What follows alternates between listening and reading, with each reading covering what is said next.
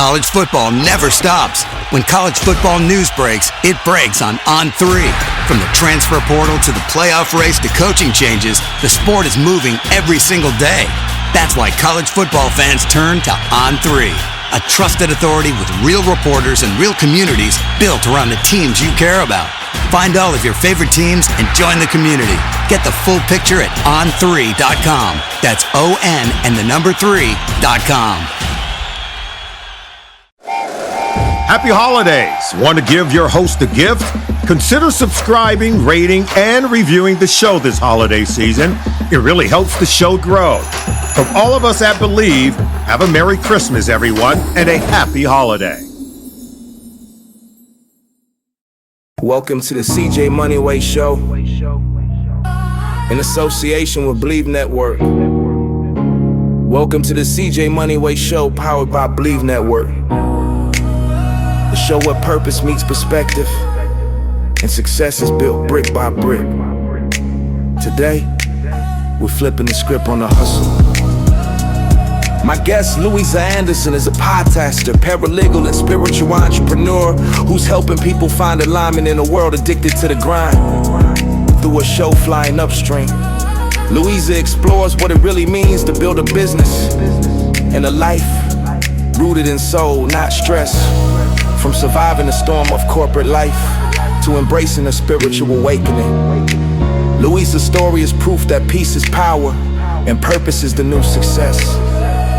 So if you've ever felt stuck chasing someone else's version of success, this conversation is your permission to slow down, breathe, and remember who you really are. Luisa, welcome to the CJ Moneyway Show. What's up, my good people? Welcome to the CJ Moneyway Show in association with Believe Network, the podcast that brings you stories behind the success and where we build success brick by brick. Today, we're flipping the script on the hustle. My guest, Luisa Anderson from Boston, Massachusetts, is a podcaster, paralegal, and spiritual entrepreneur who's helping people find alignment in a world addicted to the grind. From her show, Flying Upstream, Luisa explores what it really means to build a business and a life rooted in the soul, not the stress. From surviving the storms of corporate life to embracing her spiritual awakening, Luisa's journey is proof that peace is power and purpose is the new success. So without further ado, welcome Luisa Anderson to the show. Hey, how you doing, Luisa? Hi, thank you so much for having me on. Thank you for coming on. Yeah, I know you're a busy lady. You know, I see you on Instagram. So you and your co-host, I see you out there doing your thing. So let me ask you this, Luisa. Awakening the voice.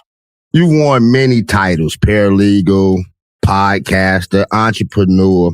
What moment made you realize that your voice was a true calling? You know, for me, it was kind of something that I had always avoided. I come from a place of where, stay quiet, be seen, not heard. And during my awakening, that was flipped. I sort of got this message that my voice had power, that I needed to put my voice out there. It was a very difficult process to put myself out there, to start talking and even sharing my opinion in day-to-day conversations with people. At some point, once I did start podcasting, and my first podcast was about spirituality, just because I had just gone through my own awakening. And when people were listening and I started to receive messages about the impact that these stories, my own stories, because it was a solo podcast, were having on people, I really started to understand the power that I had. Because not only had I been a nobody, basically, who refused to use her voice, I had really, really understood that was my place, that I didn't have anything to say. So I think that was probably the first time, was after I started my first podcast, when I really recognized that if I can do this, impact one person's life from this small place, imagine what I could do if I used my voice in larger and larger stages. So let me ask you, Luisa, so you said that, growing up, I guess you was a little shy, didn't have the mouthpiece that you say you have now. So So you say after your first podcast and you realized that, I got a voice and it's reaching people.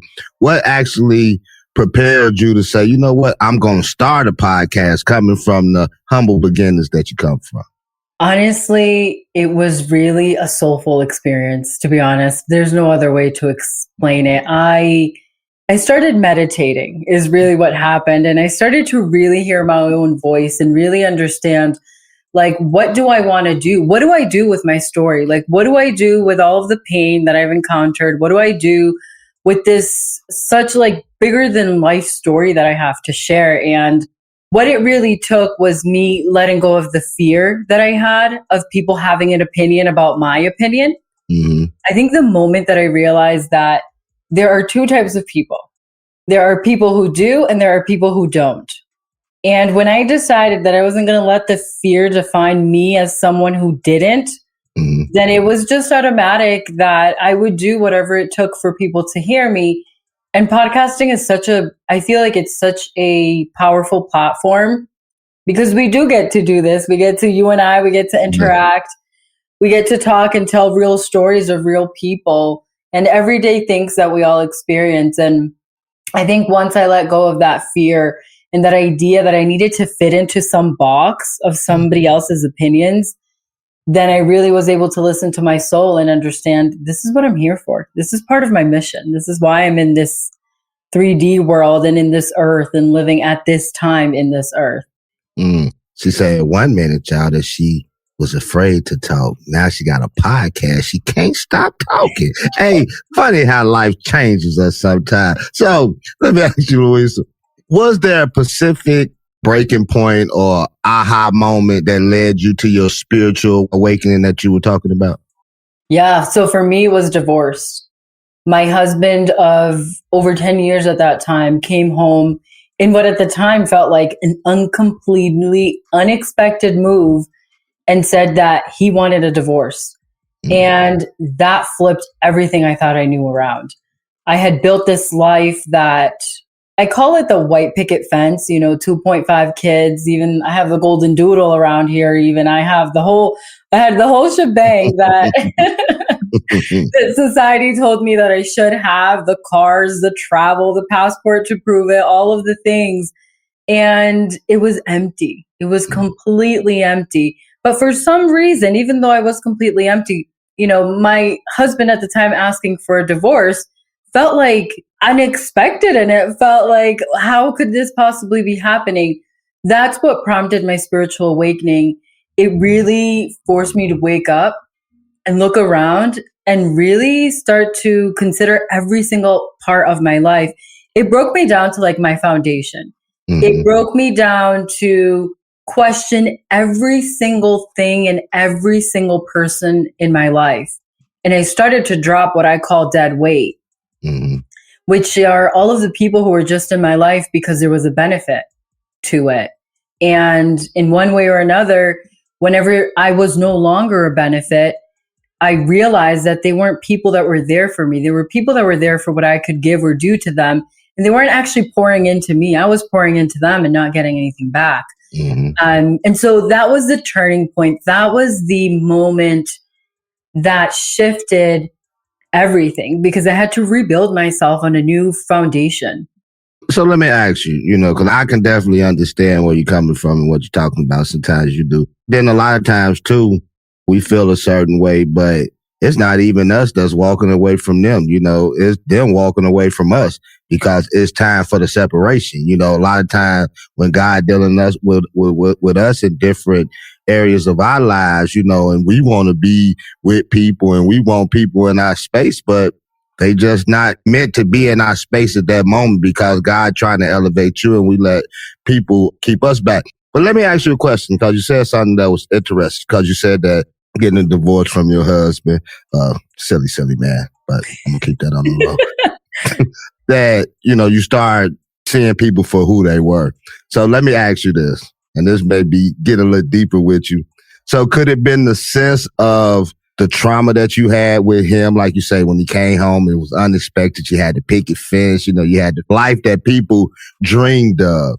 And so after this situation occurred, now could it have been like a little anger inside of you that you just say, you know what? I'm just finna get rid of all you non-good.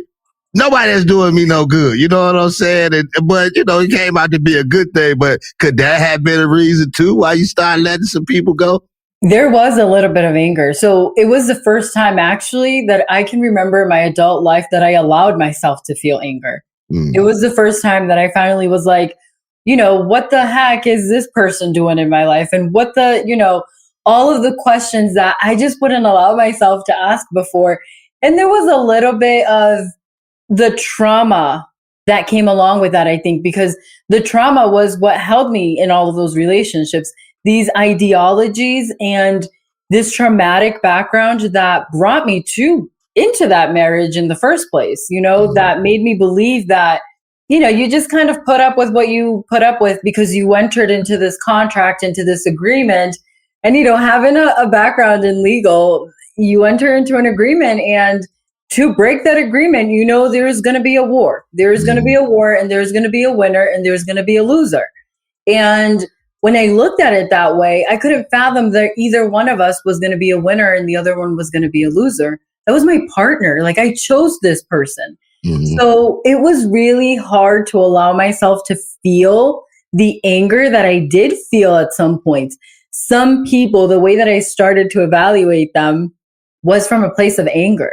It was, when I think about specifically my family, I have no family for the most part, even though I grew up, my father that I grew up with is one of 13. And I grew up with each and every single one of his siblings having at least 2 to 3 kids. And I mean, we did this every weekend. Like, we did the partying thing in somebody's house every single weekend. I grew up that way. But when I started to really pay attention to the foundation of like the people that are supposed to love you, mm-hmm. and that are supposed to take care of you and protect you as a child, and I saw that that's actually where the trauma that led me into all these bad relationships that I was in, I did feel anger. Like, my family was the first one that I allowed to feel anger toward. And it was a beautiful thing because, to be honest, that anger was what kept me fueled. Because after I was able to cut off my family fully and completely, I realized that I had the power to cut anyone else off. That's like the strongest bond that most of us have in our lives besides our spouses, right? And I was like, well, if I did that, well, what else can I do? Yeah. Once you can start letting go of family and friends, I can let go of anybody, because like I said, you try to keep people with you that, God said that they not meant to go through that door, but like, I'm going to bring them through anyway. So try to bring other people through a door here open for you. The door's shut for you. It's open, but you can't get in though.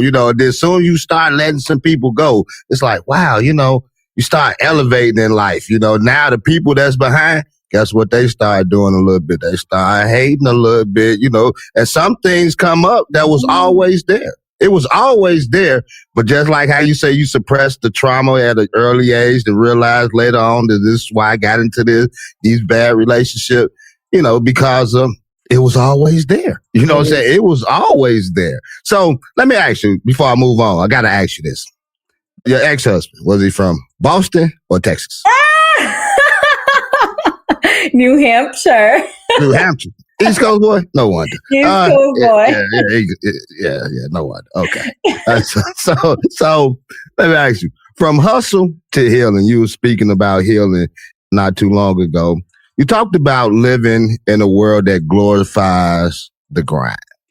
How did you learn to value stillness as a form of strength? So I think that all happened through my education. So I went to school. I got my associate's degree, my bachelor's degree, my master's degree in law school.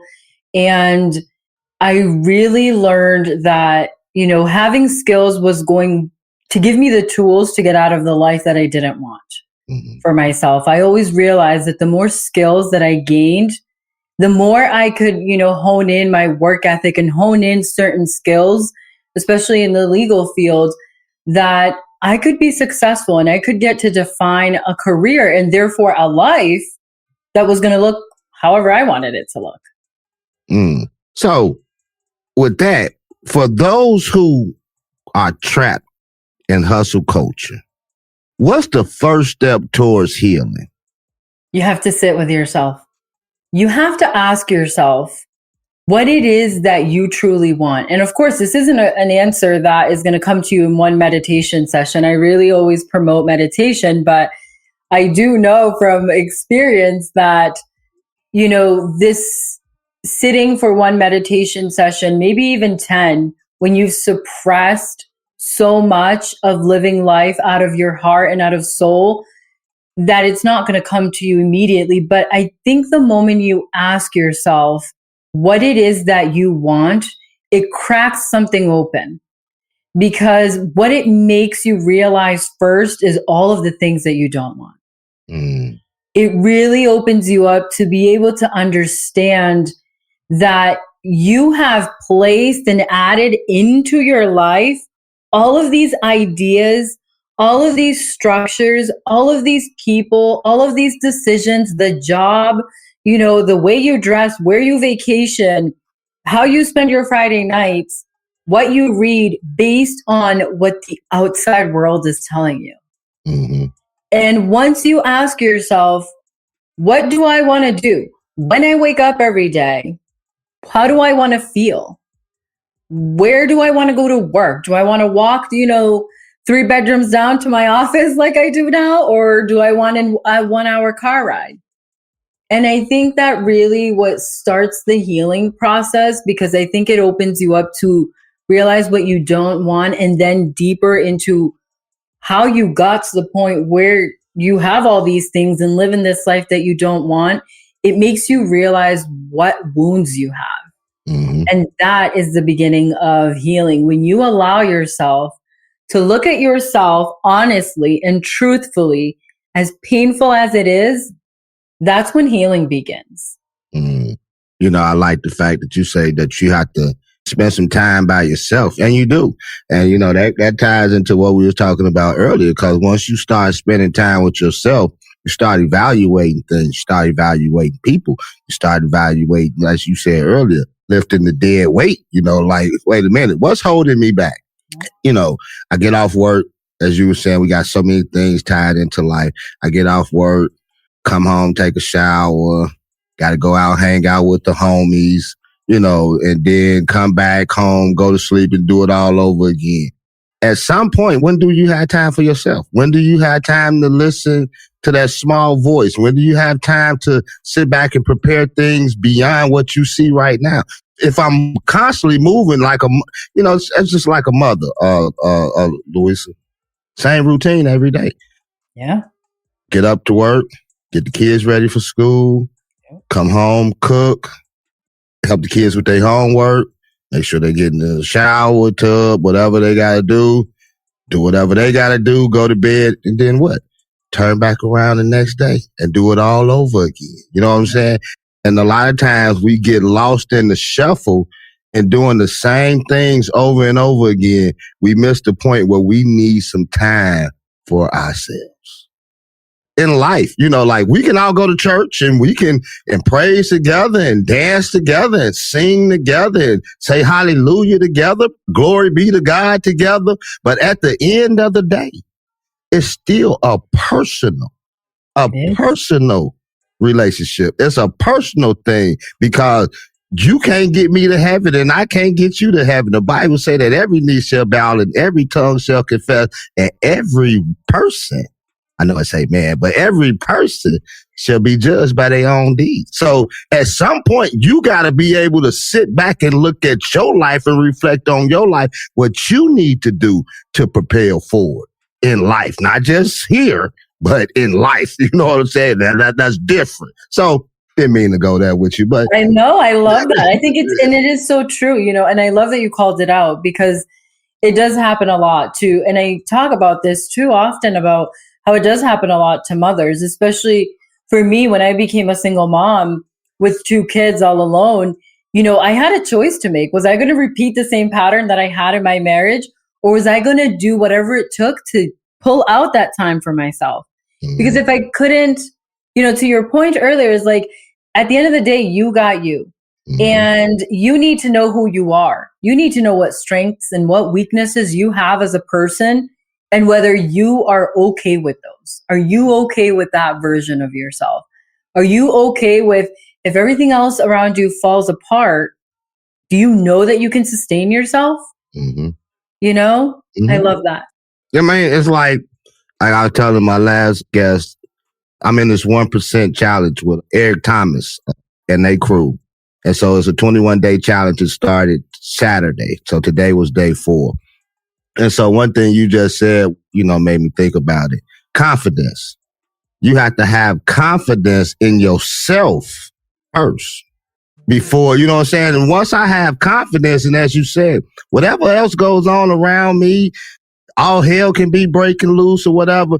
I'm confident because I believe in what I believe in, and we don't live by sight. We live by faith. You know what I'm saying? But it can be shaken now. You know, husband come home and say, hey, I don't want to be with you no more. They go, what? Like, well, of course, he's from the East Coast. What? You know, that faith that I had, that foundation that I was standing on, shook. Might have some cracks in it now. You know what I'm saying? So how can I continue standing on that? But God, he'll just get rid of the whole foundation because that foundation, it had cracks in it from the beginning. Marriages, you know, going into a marriage already had cracks in it. Oh, we build it 10 years, 15 years later, 20 years later, getting a divorce. Why?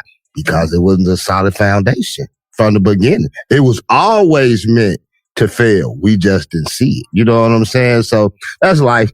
Anyway, this is a good one. I hope y'all pay attention. We're giving y'all some free nuggets out here on relationships and everything else in between, giving y'all some spiritual guidance as well. Hey, so let me ask you, Luisa, building a soul-led business. How did Flying Upstream begin and what inspired the partnership with Christy? I can't pronounce her last name and I'm not going to chop it up like that, but with Christy. Yeah. So Kristen and I, and it's interesting because usually when I have guests on our show on Flying Upstream, I start by sharing this story because I kind of think it's extremely funny. It also shows the way that the universe and that God works, right? Because we have all these plans for ourselves and then God's like, yeah, but you're not seeing what I'm seeing. And that's not what I have for you. And meeting Kristen and starting Flying Upstream was that was the journey. So once I had my awakening, started my own podcast that was focused on spirituality, I decided to build a digital platform, you know, for what I shared earlier, sharing my voice with the people, my stories. And so I joined this digital course to learn how to create digital courses to create my digital platform. Kristen also did the same. She's all the way in San Francisco. And I'm over here in Texas. And we both are essentially having the same mission. The only really big difference is that she's a vegan lifestyle guide. I am a spiritual entrepreneur teaching about spirituality and healing and all of that. So our paths would technically, very small chance that they were meant to cross, right? But we meet in this course, and part of it is creating these structures, these little groups of us that support each other to keep us accountable. They're called accountability pods. And they're beautiful when you're building a business. As you know, entrepreneurship can be very lonely sometimes. And so it was a beautiful, beautiful thing. We met at one of the meetings where you get to choose your mates, and we didn't choose each other at all. We just kept it moving, saw each other, kept it moving. A few months later, Kristen hadn't found a pod, an accountability pod, and reached out and was like, hey, just wondering if you have a pod, maybe I can join yours. And I was like, absolutely. We're actually short one person in our pod. And so we come together to this. We're accountability partners for a while. She has, you know, her vegan lifestyle business. I have my spirituality podcast that I'm building a business around. And we meet at one place. I'm doing a segment about the chakras, which are all of the body centers, you know, within our energetic body that really hold a lot of our energy and decide a lot of things for us. But that, I wanted to align it. I wanted my listeners to really understand how you could fuel your body in accordance to your chakras. Mm-hmm. And she's a vegan lifestyle guide, and I invite her on my podcast so that she can share what foods would be very nurturing for each and every single one of the chakras. And after we did 8 episodes together, she goes, I think that was really fun. I'd love to do that some more. And I was like, great. But, I'm into complete spirituality. So we kind of found the meeting ground for Flying Upstream into what we found that brought us both to the journeys that we were on. Mm-hmm. And that was living out of a place from soul and not from this hustle culture that we both came from. Mm-hmm. Me being in the legal field, it's hustle. It's hustle, hustle, hustle, hustle. And before you get one case, the next one is starting. And you have a trial this week, and in 2 weeks you have the biggest trial of your career, and you just go. And for Kristen, she was in tech, and she was, doing tech sales and really running the show at these startups that she was working at. And we both realized that we'd built these lives around everything that society told us our lives should look like. Mm-hmm. And to us, differently, for me, it was my divorce and the breakup of my family. But for her, it was the breakdown of her career. She just felt like she had no more to give. And I felt like I built a life based on just lies and things that I could not see on that shaky foundation that you mentioned. And Flying Upstream was born from this real, just desire to urge people to live from soul. Listen, sit down, listen to yourself. Your soul came here with a purpose. Mm-hmm. There is a purpose. There is a reason you're here. There's a reason I'm here. Mm-hmm. And what is that? Live from that place. Make decisions from that place, and not from everything that the world tells you should make decisions from. Not from fear, not from the marketing, not from what your parents want you to do, not from what your spouse wants you to do, but from you, from that little voice that we need to stop and listen to. And so Flying Upstream became that. College football never stops. When college football news breaks, it breaks on On3. From the transfer portal to the playoff race to coaching changes, the sport is moving every single day. That's why college football fans turn to On3, a trusted authority with real reporters and real communities built around the teams you care about. Find all of your favorite teams and join the community. Get the full picture at on3.com. That's ON and the number 3.com. It became really listen to your intuition, listen to that voice, follow your soul. There is a divine path for you. And if you stop and you listen, you'll be able to hear it and walk it and really live the life that you were meant to live. Check out the movement. Family real quick. Lean in. If you're listening to this right now, then you already know the Moneyway ain't just a podcast. It's a movement. So make sure you tap into everything we building.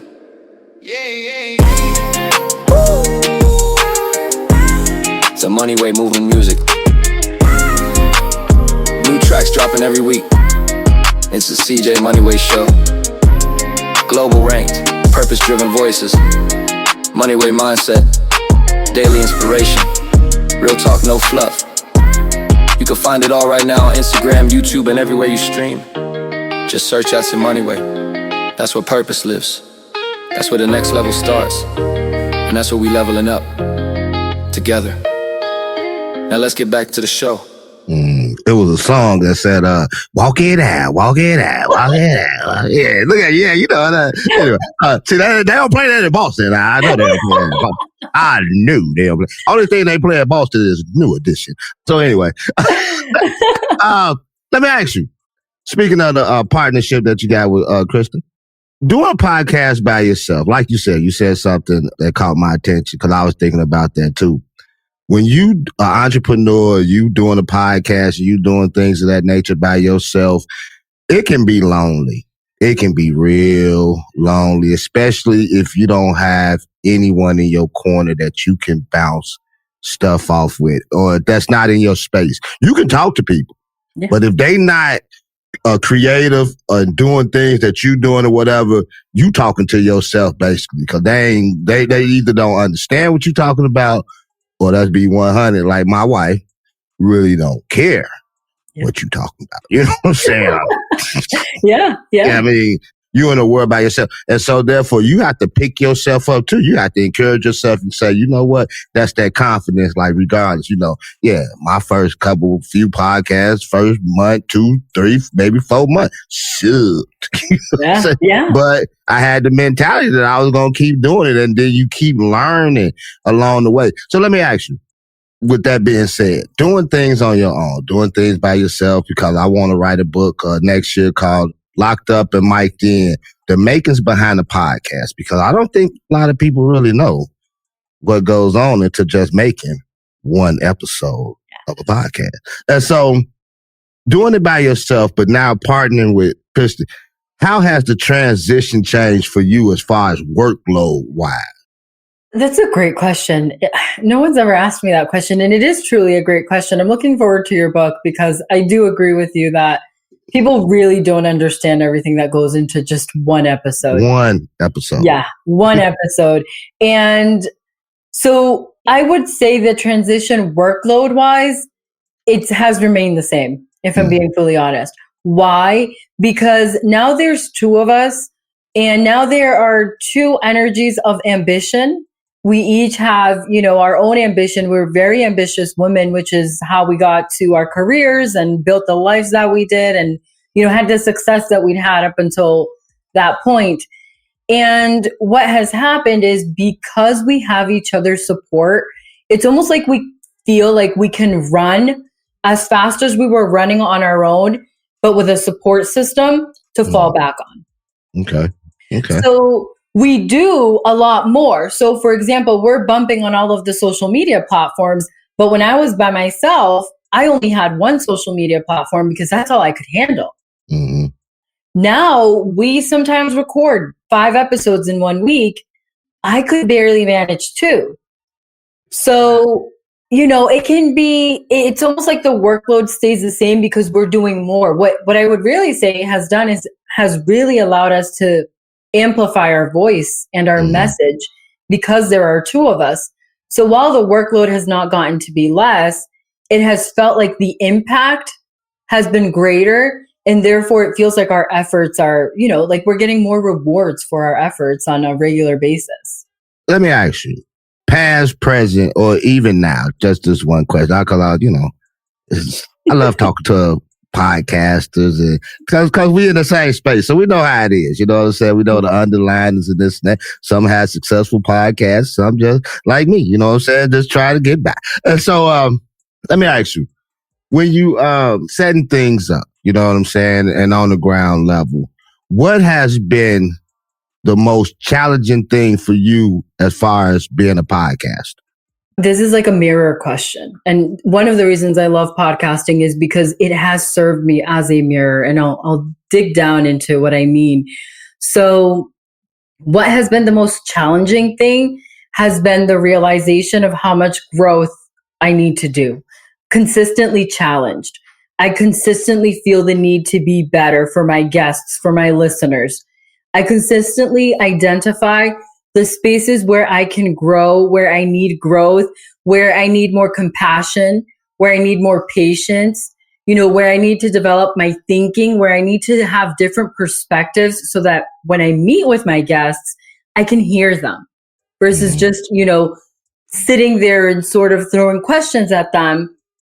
Being able to really hear them and understand, and also the listeners, what are they asking for? What does that mean, right? Because a lot of us, we say a lot of words, but what is the underlying meaning a lot of times? And so that has been the most challenging part. But the mirror aspect that I'm referring to is I really feel like that has been the most rewarding part. Is I have grown so much in these 2 years in podcasting that I think in a corporate world environment would have taken me 5-10 years to even come close to, right? Because you're so limited and you're so tapped and you're told where to go and what to do and how to do it in a corporate environment for the most part. That podcasting has sort of given me this gift of daily challenges, really, but daily challenges that force my growth. And I'm all about growth. I love growth. I feel like if I'm not growing, what am I doing? Mm-hmm. Yeah. And, I wasn't talking to somebody. Yes, I was. I was talking to somebody, and I've heard this, to say that regardless of where you start from, like you say, when we first started, like me, I'm just not learning the thumbnail thing. Just not. But as you go, I'm like, I could go back and look, and I'm like, ooh, what was I doing? No wonder when nobody looking at the thing. But you know what I'm saying? So it's always growing. So to say that, just try to get better. This might have been Mr. Beast or somebody that said that. Just try to get 1% better each day. You know what I'm saying? Because when you coming in 2 years, how long? 2 years. I just had my 2-year anniversary, October 6th. Yeah, mine was in September sometime too. Yeah. Oh, so we had the same mindset around the same time. But look at God, how he turned that around 2 years later. Here we are, both with podcast shows. But saying like the growth, and as you were saying, I was on a podcast last week. I did a couple last week myself, and he asked me a question as far as, what has, podcasting done for me? And my thing was it showed me and it's taught me on how to be patient. Because as a podcaster, you are a therapist. Sometimes you are an encourager. You have to be a listener because you got to know what people are saying. People have to feel, as you said, people have to feel important. Like, I'm on your stage, you know what I'm saying? So it's really like, this not about CJ today. I got Luisa on the show. So this is about Luisa talking about her situations and, getting herself out there, her podcast, growth and things of that nature. That's why we go on podcast. But you really do have to be a good listener. And one thing that I learned that I think changed my trajectory of how my podcast started going, besides being on Podmatch and Believe Network. But it was not letting other people's energy dictate my energy. Ooh. You know what I'm saying? We ain't been there. I know you ain't been there too. Oh, yes. You get on a podcast. I come on and Luisa on the other side, twiddling her thumbs, looking like this. And I'm like, hey, Luisa, how you doing? I'm good. You're like, wow, you know what I'm saying? Like, oh, this is going to be this is going to be a shorty boy, And I'm going to tell you, and I'm going to be honest. And how that happened with me was I interviewed a guy from Florida one time. And I probably was like 50, 60 episodes in around this time, but I'm still, trying to get my niche, still trying to, feel where I'm at. And this guy was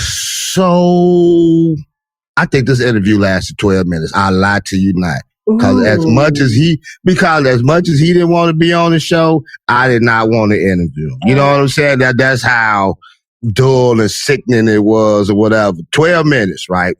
And so after that, I made up my mind, Luis. I said, you know what? If anything, I'm going to change your energy. Like, what's up, LA? How you doing? Oh, I hate Boston. Straight up. Straight up. I love this.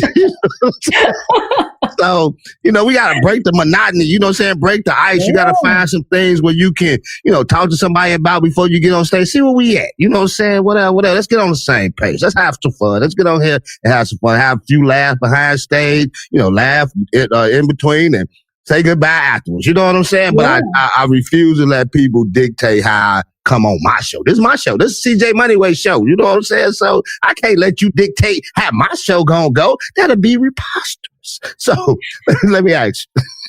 I love that. And it's true though, but it is true. And it's not just true about our show too though, right? Like we've built this from the ground up. And when you think, anyone who's built anything from the ground up, unless you have done that, you don't really understand the value of that. You don't really understand how much work goes into that. We mentioned earlier how much goes into one episode. Imagine doing this 230 times. You've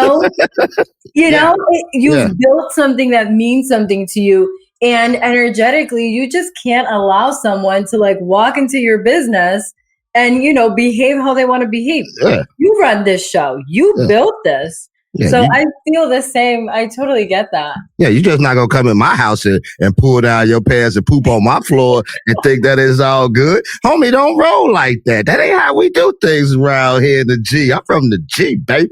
I ain't from Boston. I heard they got the Posse Clown in Boston. I forgot the name of that group. I think it was the Posse Clown or something like that. Yeah, we got some, we got some in Boston. We got I know. You ain't gotta tell me. Larry Bird was a clown too. Anyway, he was a great clown, though. I give him that. Hey, so the spiritual blueprint. What's one spiritual or mindset practice that helped you shift from fear to flow? This is a great question. There's so many. I think so the first one is always the big one, is really not kind of what we were just talking about, is really not allowing people to sort of infiltrate your energy, dictate, what you have already decided. And I guess your mindset. So one of the things that I did a lot that I always recommend to people is somebody gave me this playlist of like spiritual practices that I didn't even believe in, to be honest, at that time. I was like, what are these things? I'm not getting up and, sitting on my bed and meditating and praying and writing in a journal and doing all those things before my feet hit the ground. I don't have time for that. Mm-hmm. But what that has really done, it's become part of my day-to-day routine. I really see meditation as a way of listening. I see prayer as a way of asking the universe, asking God for what it is that I want, which some people refer to as, maybe manifestation, putting it out there into the universe and believing that that's what you're going to get back. And the journaling, it has really helped me to shift my mindset, because one of the things within journaling that I do every morning is not just define how I feel, which allows me to feel myself. I'll check every, part of my body, sense it. How am I feeling? But it has also allowed me to dictate my own life, in the sense that I write down 3 things in that journal every morning that I need. Those are my 3. If nothing else happens that day, those are the 3 things that I need to get done. Right. And those 3 things, what it has done is it has shifted the idea that the world in life is happening to me, and really put it in my hands, put it in my control. What can I do about it? Outside of what is outside of my control, right? Outside of what's godly, what's divine, what's meant for me, what God has in stores for me. Outside of that, here's what I can control, and this is what I'm going to do with that. So these practices, sometimes a lot of people may, consider it, whether it's spiritual or religious, because I don't see prayer as a religious thing. I see it as a spiritual thing. And the meditation also, the journaling is really what's grounds those 2 things and puts it into the shift of the mindset that needs to happen, that gives me control. Here are my 3 things that I'm going to do. Here is me giving me my power back. Here's me giving me control of how I build my life and business, You said something. We do put distinctions on, prayer is religious, or you. Hey, look at man. The Bible say that we should be praying always without ceasing. So whether you believe prayer works or not or whatever, this is basically what he said is a requirement. It's not an option, as a lot of us feel that it is. It is not optional, but we live it as it is optional. No, pray without ceasing all the time. He said, give thanksgiving in all things that you do. We should always give thanks, but we don't do that either. But anyway, this shit, man. I mean, man, we got a lot of growing up to do. You know what I'm saying? We got a lot of growing up to do, man. A lot of soul searching to do. You said something like, I said, I'm in this course. And one thing, I said this to the lady earlier too, it's a real confidence. It's anchored. Yes, it is. It's anchored. God he already gave us what he needs.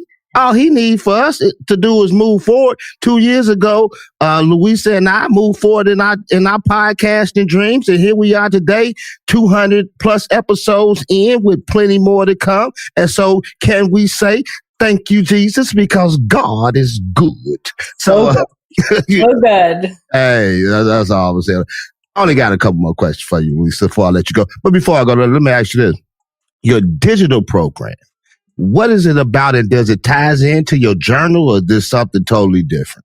So it ties into helping people use their voice from a place of soul. So if you're creating a life, a business, whatever it is that you're honing in on, I really hone in on people creating a business, because I think a lot of times what happens is, we talked about, the journey of entrepreneurship is so lonely. And if you don't know where to look, we can get lost. We can get really lost, as to how do I promote my podcast if that's what I've started, or how do I promote my nail business? How do I promote my, my journals business?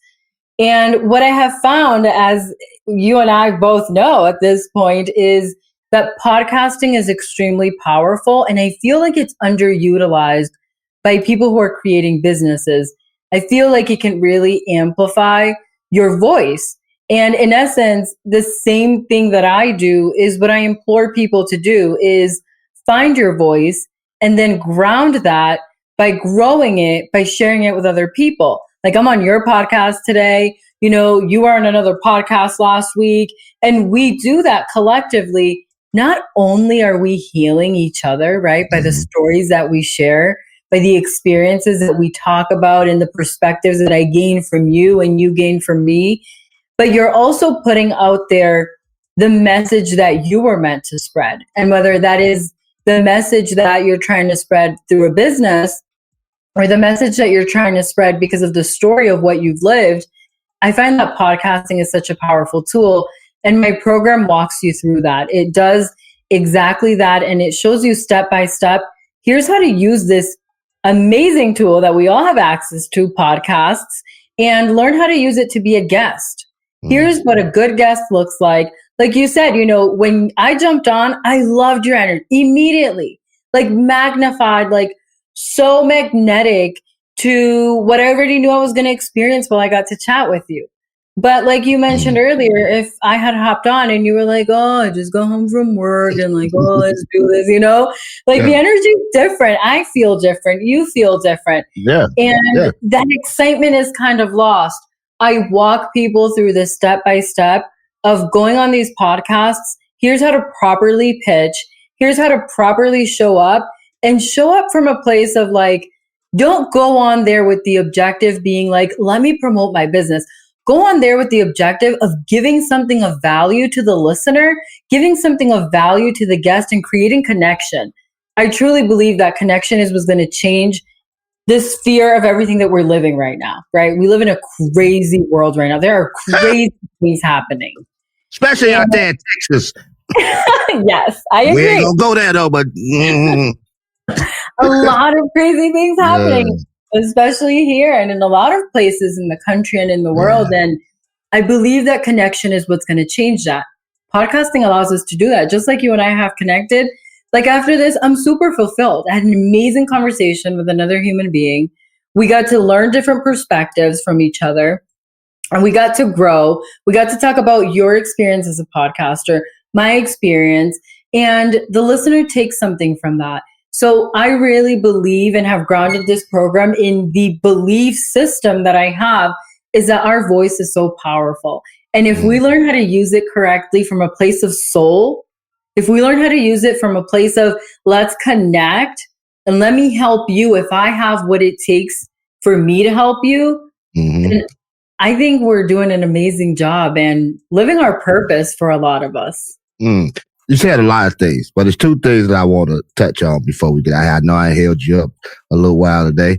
Two things. One, you said that you bring on guests, you had guests and, we learn from each other and things of that nature. And I was just telling somebody this the other day, and I've said this a few times. I say, man, if people really listen to, you just get a podcast, but I was talking about my podcast. I say, if people really listen, I'm bringing on people that can actually help you change the trajectory of your life financially. You know what I'm saying? Learning how to do this. Man, and I tell not podcast, but guests all the time. I say, look, I'm not an expert at nothing. You know what I'm saying? So that's why I'm bringing you on to tell me this, because I'm listening to you. I'm listening to Luisa say that she got a digital program system that help podcast marketing and this and that. You think I'm not going to ask her about these services? Because that's some stuff that the kid need. So what I tell people all the time is that I bring all these people on because I'm building bricks. I'm stacking bricks. Yeah. I ain't even started building my foundation yet. 2 years in, I ain't even really started laying the foundation. I'm stacking bricks. I'm getting the tools. So when I go back, start separating the tools, start putting the bricks together, I got all these podcast guests that I had on here, and then gave me all this wealth of information.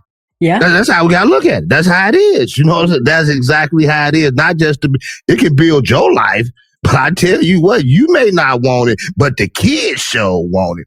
And so another thing, where can we find you at on social media? I know you're on Instagram. I saw you out there a few times. And where can we find this digital program from to learn about the services? Yes. So you can find me on social media we are on Instagram is where we have everything happening, where we share the best things. Flying Upstream podcast is where you'll find us. And the program is actually on flyingupstreamblog.com/podcast blueprint. And I'll share the link with you so you can share it with your guests, yes, please, your listeners as well. And I've loved everything that you've said. This is so powerful. And I agree. And I'm sure your listeners know this if they're, paying attention. Everything that you hear has a purpose. There's a reason why you're here. There's a reason you're listening to this episode. The only question really is are you going to act on it? Mm-hmm. And you never know who touched. I had a lady, and I ended to let you go on there. I had a lady last week pitch somebody for me. She said she was listening to an episode that I had just put out, Chantel Denise. And she said, don't really listen to the podcast, but I happened to catch this one. And she said, I want to introduce you to such and such, such and such. I said, okay. So you read it. And so, but at the end, though, this is what got me, Luisa. At the end, she say, you never know who you may touch with the words that you put out. You know what I'm saying? Something to that effect that, you can be touching people and don't even know it. And it was a quote from a lady named Laverne Cox or something, you know what I'm saying? Or what I was like, wow, so as you said earlier, you never know who's listening or whose life you impacted. You said this earlier, even if it's just the one, see, that's biblical. He said the 99 kept going, but the one got lost. And they rejoiced over that one more than the 99 that did. So if I could just change one person's life, that's what CJ Moneyway come on 2 times a week, Tuesdays and Fridays. And I think it's going to go to Mondays and Thursdays, but I'll let you know. Hey, so Luisa, leave us with something that's on your heart right now, today, that you would love to share with the audience before we leave. I want to say live from soul, find yourself, listen to yourself, and stop. Really, I want to tell everybody to stop just for a moment. It can be life-changing. It can be the best 2 minutes of your life that could change the trajectory of the life that you're living into the life that you never thought was possible for you. And take it from the lady from Boston. Well, originally from the Dominican Republic, and then yes. All places. All the places. I'm all over. Hey, so Luisa has reminded us that when we stop chasing, we start becoming. In a world obsessed with the grind, choosing soul over hustle isn't a weakness, it's wisdom. It's about building from the inside out, brick by brick, with faith, flow, and full alignment. If this episode sparked your spirit, or spoke to your spirit, share it with someone who's ready to redefine success on their own terms. I'm CJ Moneyway, and this is the CJ Moneyway Show, where purpose is profit, peace is power, and legacy is built one story at a time. Hey, that's your boy CJ Moneyway with my girl Luisa Anderson. Until the next time, we out of here. Peace. Peace.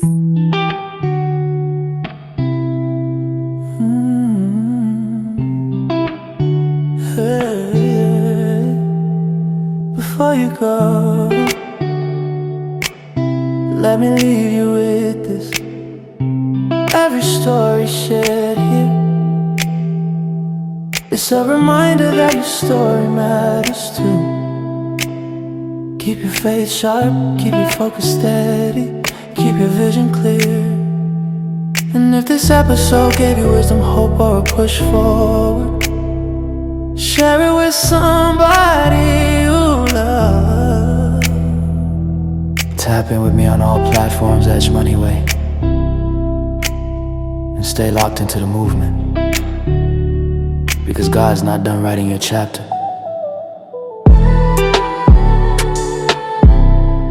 This is the CJ Moneyway Show. Brick by brick, and always Moneyway. College football never stops. When college football news breaks, it breaks on On3. From the transfer portal to the playoff race to coaching changes, the sport is moving every single day. That's why college football fans turn to On3, a trusted authority with real reporters and real communities built around the teams you care about. Find all of your favorite teams and join the community. Get the full picture at on3.com. That's ON and the number 3.com. Happy holidays! Want to give your host a gift? Consider subscribing, rating, and reviewing the show this holiday season. It really helps the show grow. From all of us at Believe, have a Merry Christmas, everyone, and a Happy Holiday.